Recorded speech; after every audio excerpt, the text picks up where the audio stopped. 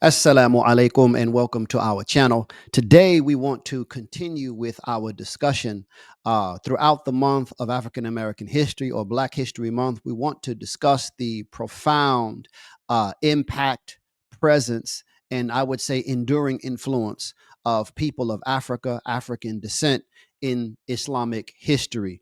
Today, I really want to cite two very important books. The first of which is Centering Black Narrative. Let me see if I can get it in the screen properly. It's co-authored by Ahmed Mubarak and Imam Dawood Walid, or Sheikh Ahmed Mubarak and Imam Dawood Walid. And this is volume one. They have two volumes out: Centering Black Narrative, Black Muslim Nobles Among the Early Pious Muslims. And what I'll do, I'll try to put a link.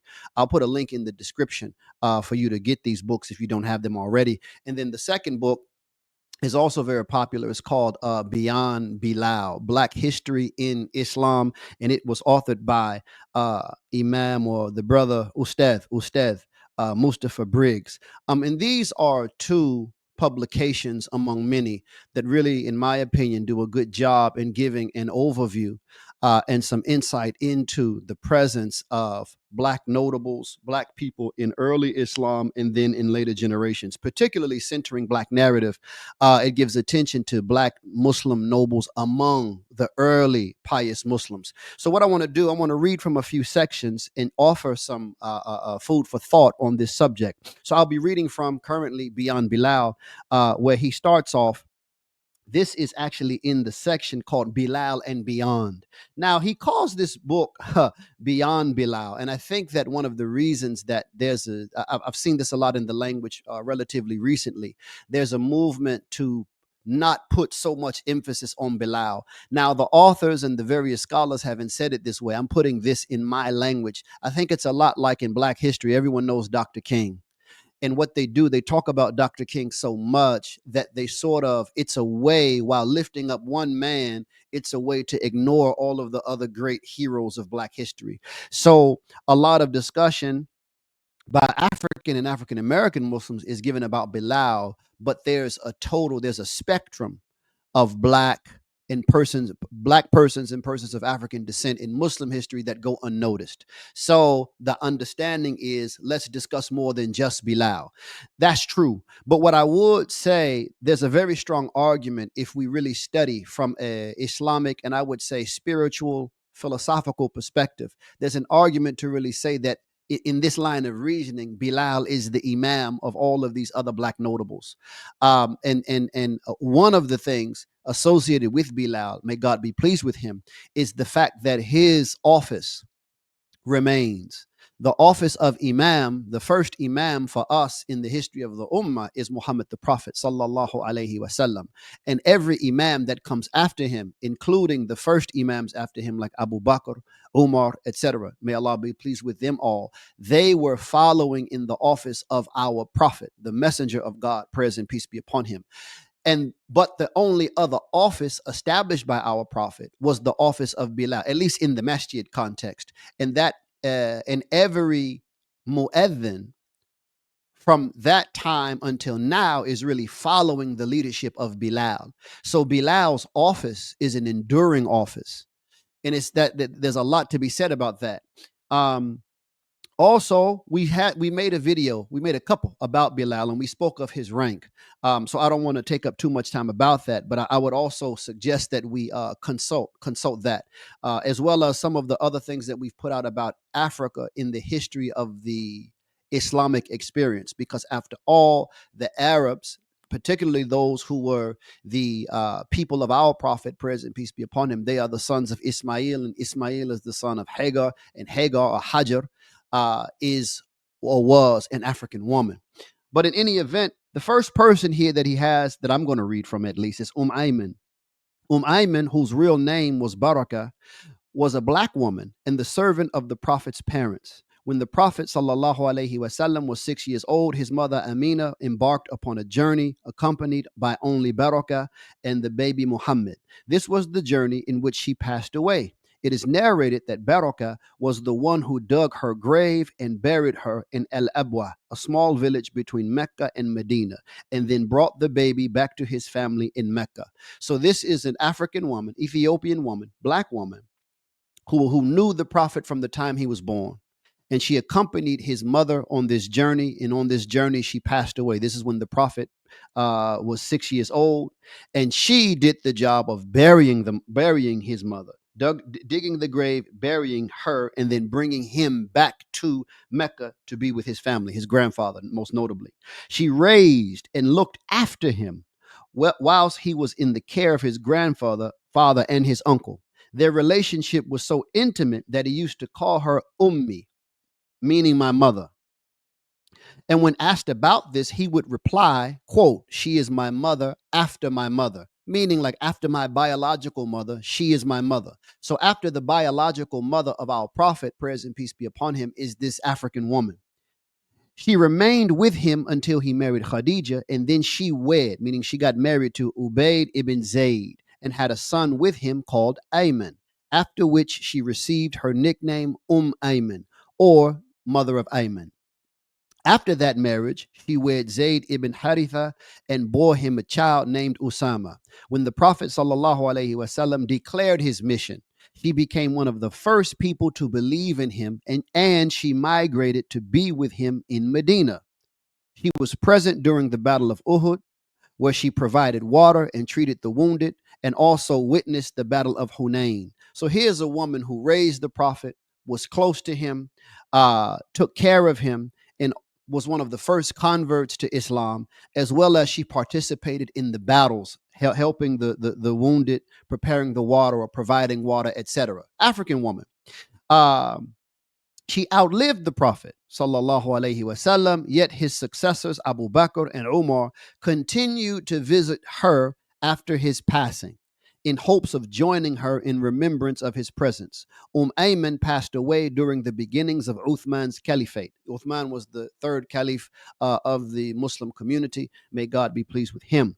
Having lived a long life that witnessed many of the major episodes of early Islam, and making her not only one of the closest companions to the Prophet, but the one that spent the most time with him while playing a formative role during all stages of his life, from the day of his birth until the day of his tragic passing. So we can say, and it is said in Islamic circles of just study and understanding, the Prophet's second mother, the woman who he acknowledged as his mother after his birth mother, was this woman, Ayman, who was a black African woman. The next companion that I'm going to read about, who was in the presence of our Prophet sallallahu alaihi wasallam, was Zayd ibn Haritha. Zayd ibn Haritha was a former slave who was freed and adopted by the Prophet, praise and peace be upon him, in the days before Islam. He was the fourth person to become Muslim after Khadija, Ali, Ibn Abu Talib, and Abu Bakr. And he later married the Prophet's own cousin, Zainab bint Jahsh. He was described as being Adam Shadid al Udma, very dark black, and was later married to the Prophet's Ethiopian adoptive mother, Ayman, who we just read about. And this Zayd was so beloved by the Prophet, it was said of him that had it not been for his passing before, he would have become the leader instead of Abu Bakr. This is like a saying.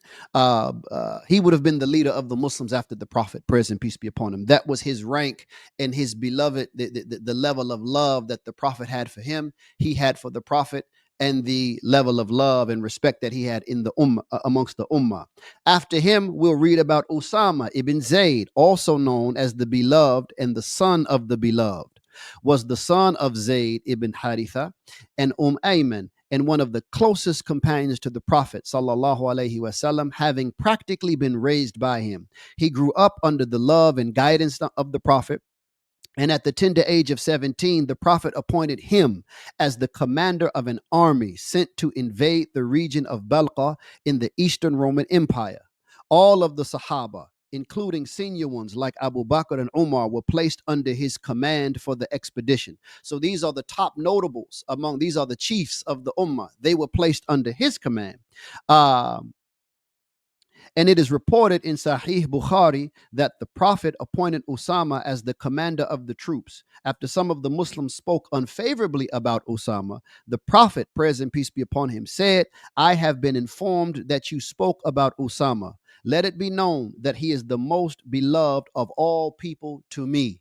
So this is the child of Zayd bin Haritha and Ayman. So I don't have to point out, and obviously the title of the video are black men around the messenger, and really it's black men and women. The last companion, so I'm really sticking in the companions of the Prophet. May God be pleased with them all. The last one that I really would like to cite is Abdullah ibn Mas'ud. He was one of the earliest companions to become Muslim, appearing 19th on Ibn Ishaq's list of the first converts to Islam. In his youth, he used to tend the flocks of a wealthy man named Uqma ibn Mu'ayt. And it was during this period that he met the Prophet and believed in him and gave up his job as a shepherd to be in the service of the Prophet. He would attend to his needs both inside and outside the house, accompanying him on journeys and expeditions, and tending to his personal needs. And due to this intimate proximity to the Prophet, he was blessed to learn 70 chapters, surah or surahs in just Islamic English, surahs of the Quran directly from him. As a matter of fact, well, let me finish reading this. Well, no, I'll say it now. As a matter of fact, there's a hadith of our Prophet, who's the praise and peace be upon him, that says, "Whoever wants to know the Quran or learn it as it was revealed, then listen to or take knowledge from the recitation of Abdullah ibn Mas'ud. He has a very high station in terms of Quranic science, recitation, and knowledge. And later on, he was known as a scholar of jurisprudence. He was a scholar of the prophetic sunnah, as well as commentary, tafsir of the Quran. It was attested to by the majority of the companions, including Umar ibn al-Khattab, that he was the most knowledgeable of them when it came to the Quran and jurisprudence, to the point that he even said about himself, quote, this is Abdullah ibn Mas'ud saying this about himself. By him, but besides whom there is no God, no verse of the book of Allah has been revealed without my knowing where it was revealed and the circumstances of its revelation. By Allah, if I know there was anyone who knew more of the book of Allah, I will do whatever is in my power to be with him. End quote. Now, mind you, Abdullah ibn Mas'ud, he went to Iraq early on, and the Iraqi tradition, the Muslims as the Muslim tradition, or the tradition of Islamic scholarship as it formed in Iraq, was largely based upon the contributions of this particular companion. What I mean by contributions, I'm speaking about his scholarship. He set the tone, or he set the context for the development of Islamic thought in that region. With regards to his physical description, he was of exceedingly small frame, which today would be identified as dwarfism, with very dark black skin, and often wore his hair in braids. I have to thank my brother Imam Omar Suleiman, who's a popular imam in among Muslims here in America. I think that's who he's referring to. I don't know anyone else by that name. I have to thank my I have to thank my brother Imam Omar Suleiman for bringing this to my attention through his research for his amazing series, for his amazing series, The Firsts. That's the name of the series, and suggesting I add this to Beyond Bilal, meaning the book.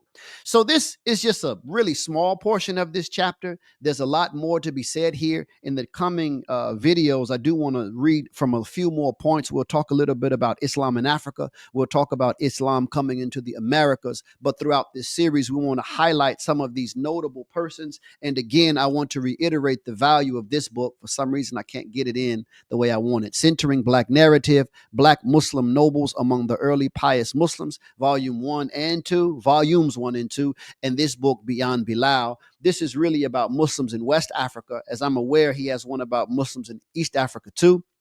I'll put a link to both of these books in the description, and we will continue as the days go on. Until next time, peace. Assalamu alaikum.